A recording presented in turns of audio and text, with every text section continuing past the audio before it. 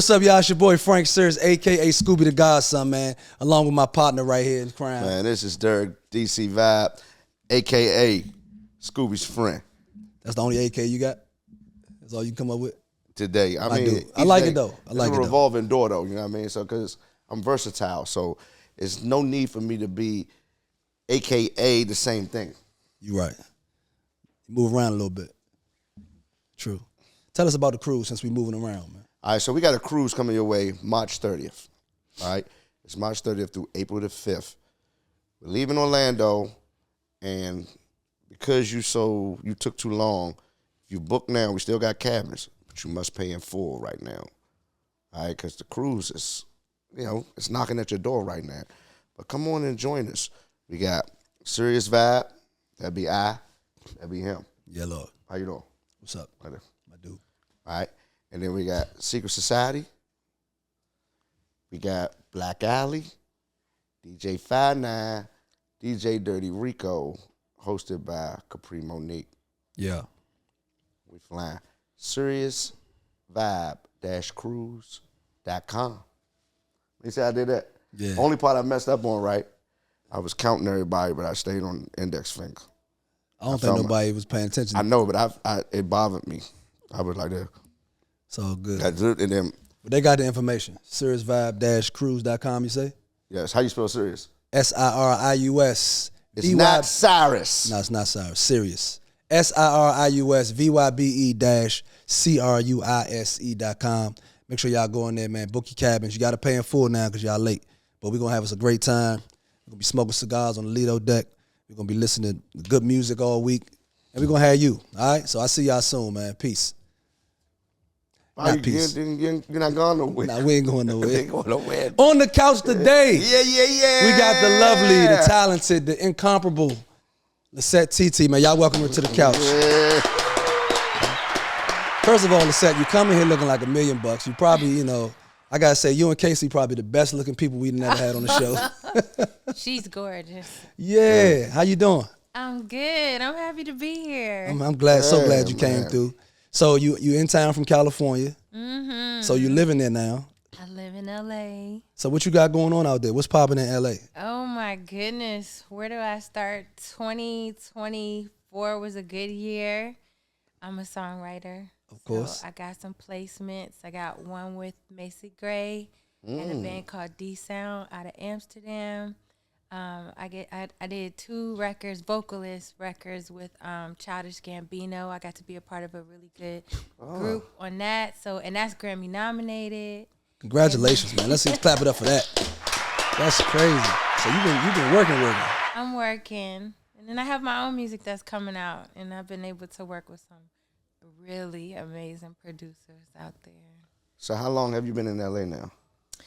I left during COVID.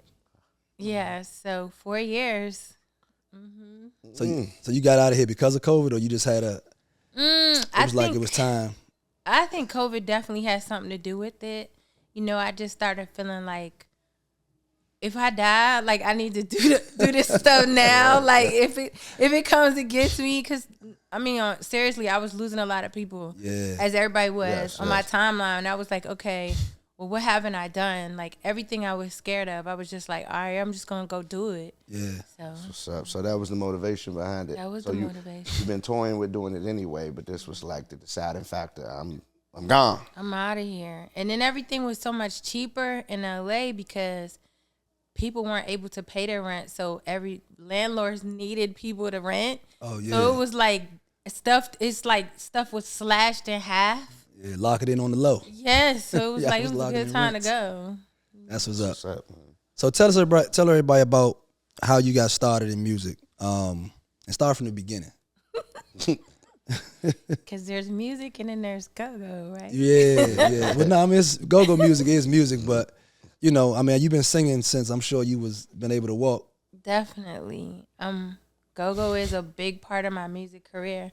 But I think I make that separation because people know me on one side for one thing, and then somebody might know me on the other. Mm-hmm. So you have the music industry, and then you have go-go for me, which is like, you know what it is. It's the lifeblood of our city. And For me, it started. I was on this show called Teen Summit. Yeah, remember Teen Summit? And there was a cameraman there that her name was Elise Perry, and she knew I wanted to sing. I had told back then, I would tell people everything I wanted to do. Like, I'm going to be this, I'm going to be that. And I told her I wanted to sing. So she connected me with this kid around her neighborhood that played the keyboards. Mm-hmm. And she was like, she wrote his name down. His name is Chucky Thompson. Oh, wow. And so I was like, okay. So I called Chucky, and Chucky was like, I mean, yeah, come over here like on Saturdays. I was like, all right. And I asked my mom, and my mom would take me over there. If I did right in school, I got to go over his house on the weekends. That's crazy. So was Chucky working with Bad Boy then? No. This is before all that? This is before all of that. That's crazy. Oh, you part of the grassroots. Yeah. Chucky. And so we would write songs, and Chucky was like, I'm working with this girls group that I'm trying to get signed, and I think you should be a part of the group. So I met the girls. We recorded songs that I wrote at Central Studios. Do y'all remember Central? Yeah. Mm-hmm. And so we recorded our demo there. And none of the girls liked me because they were all in college. They were going to Morgan, and I was still at Duke Ellington. Okay. And I think I was in the 10th grade at that time. So they were like, who is this girl? You got singing lead for us, This whatever. little girl. So I was trying to impress the girls. And I was like, they're having a show about music producers on Saturday. You guys should come. Mm-hmm. And they were like, okay, we'll come. And on that show was going to be Dallas Austin, Marley Marl, and Chucky Thomas. And so I was like, okay, maybe we could get a deal if we just go. Mm-hmm. And so it was a long shot, but I just wanted to win the girls over so bad that I told the producer, Tony Regusters, I was like, listen, I need to sit out this weekend because I'm going to get a record deal. And he was like, whatever, Lysette, just go in the audience. And I did. And Chucky came up there. We sang for Puffy. And he was like, yeah, y'all are okay. And then we sang for, then I had somebody tell Dallas Austin he had a phone call in Studio B where they shot Video Soul. Yeah. That's and crazy. He walked in the door and we were just like 5, 6, 7, 8. We sang. He was like, I gotta have y'all. Y'all are getting signed. Oh, so you said he had a phone call. Mm-hmm. He didn't have a phone call. Oh, look at that. So you had like savvy even back then. I was trying. And was that Tommy Boy Records? That was DARP. So that was Rowdy Records. That was a subsidiary of Arista. Okay. So we were under Clive Davis. Oh, wow. So y'all ain't get to go. Y'all was so young. Y'all didn't get to go none of them crazy parties that Clive be having, do you? That is something I'm not going to say. Let's just say yes. Yeah, okay. Cool. Yeah. You stay away from that one. Stay away from that. So how was your time? What was the name of the girl group? We were called Fat, Pretty Hips and Thighs, so PHAT. Oh, yeah. Pretty hot and tempting. Yeah. That's crazy. So how long did that last? So we recorded like a whole album, and then Clive, at that time you had to go, if the music, they gave all the music producers back then made millions of dollars off music. You know, music was different. Right. And so you could record a whole project, but your artist still had to come to New York, perform for the label. And we got there, and Clive was like, he was legit like, yeah, she's not a star. She could write the records, but she's not a star. Right. And so we just got shelved, and nothing happened from then. But then like a year later, Dallas called me. I was in L.A. I was actually homeless at the time that he called because I had, I don't know if there's a comedian named Bo Peep. And, it was a comedy show that I had got cast for. It's a theater show. I got cast for me and Saritha, this other singer named Saritha. We went to LA.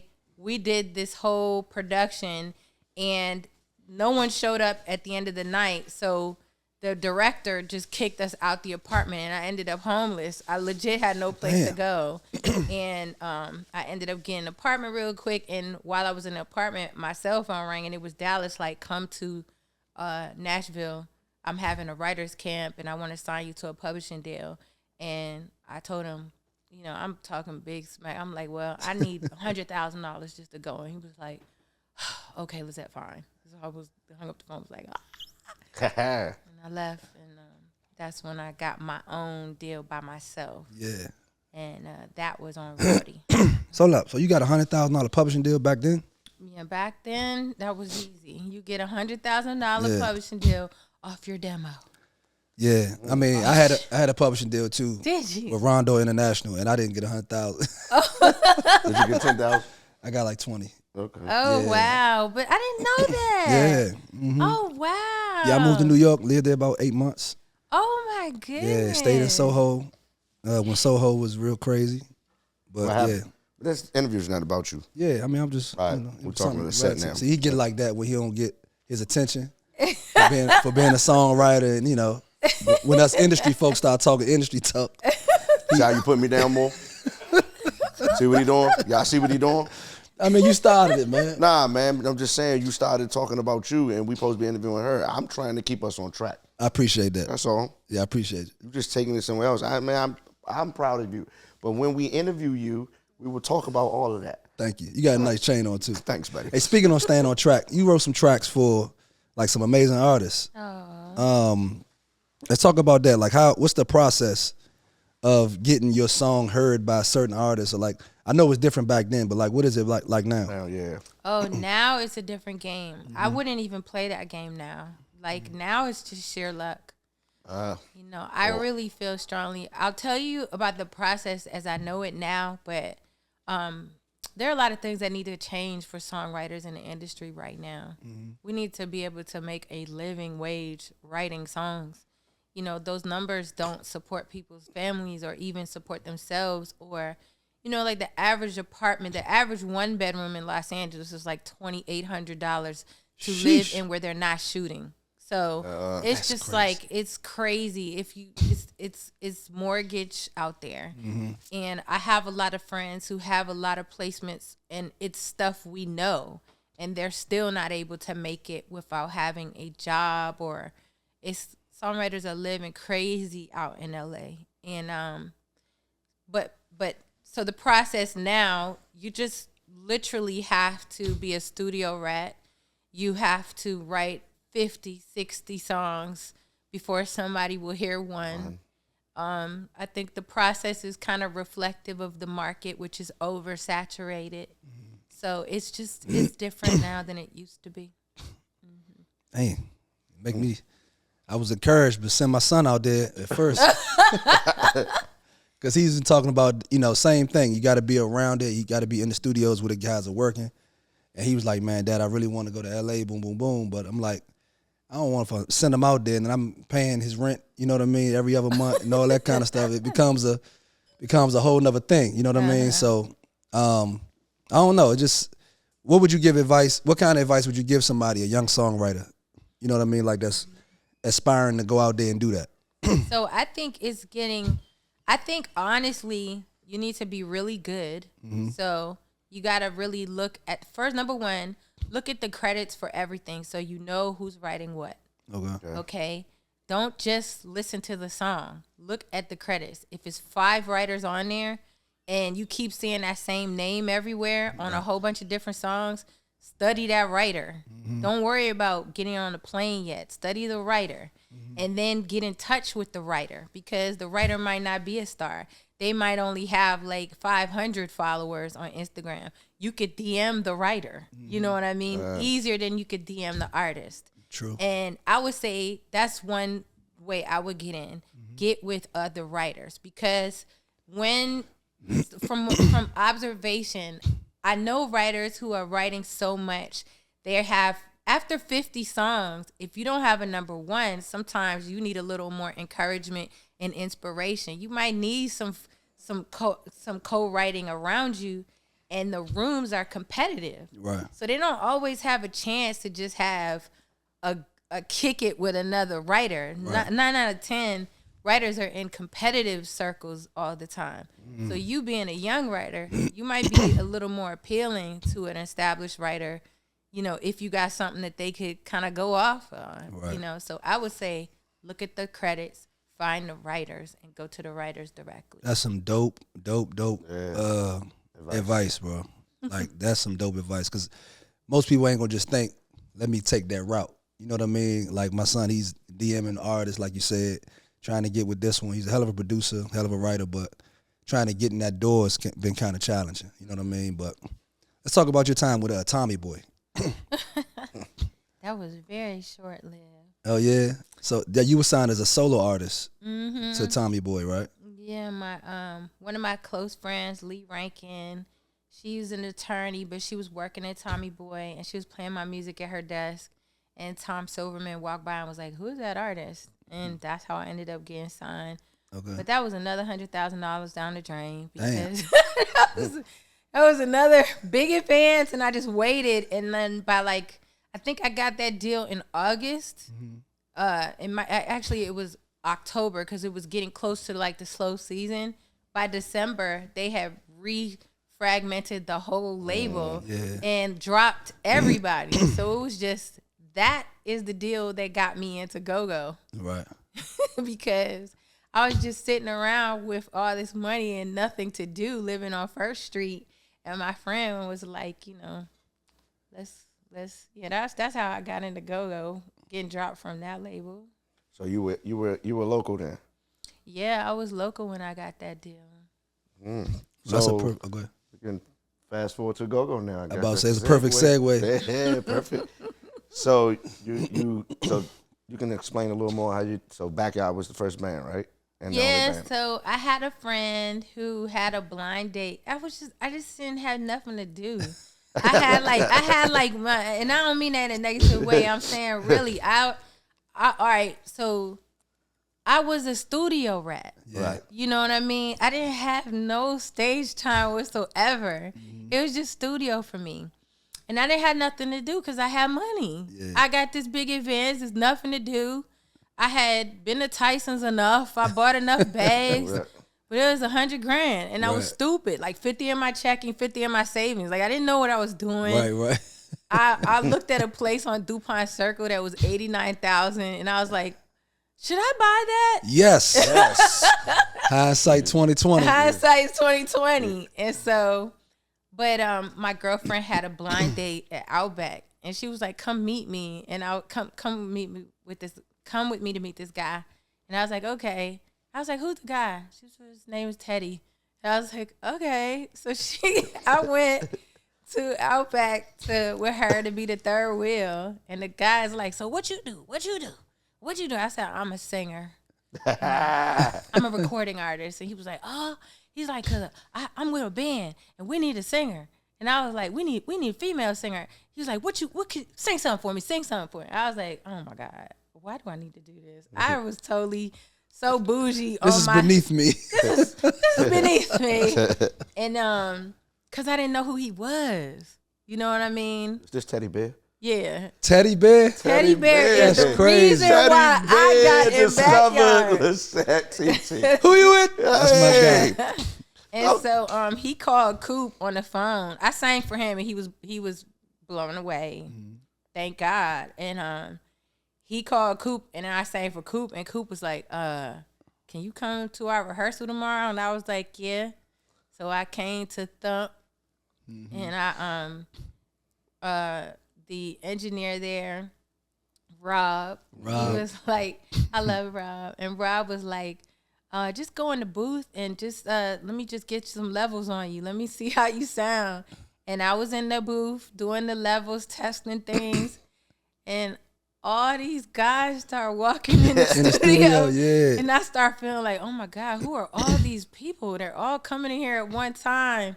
I was real scary back then. I was very shy. Mm-hmm. And then this was happening as I was singing. So I was like, who is this? You know, as a recording artist, it's like you could say nobody in the room while I'm recording. Space, yeah.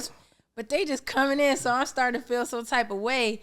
And then I hear this voice who reaches down to the talk back, and he's like, play that back one more time. Hey, play that back one more time. And he was trying to get Rob to rewind the recording. Rob was like, that's not a recording. That's her in the back. And Genghis opened the door and he was like, we would love to have you as a part of our band. I was like, oh my God.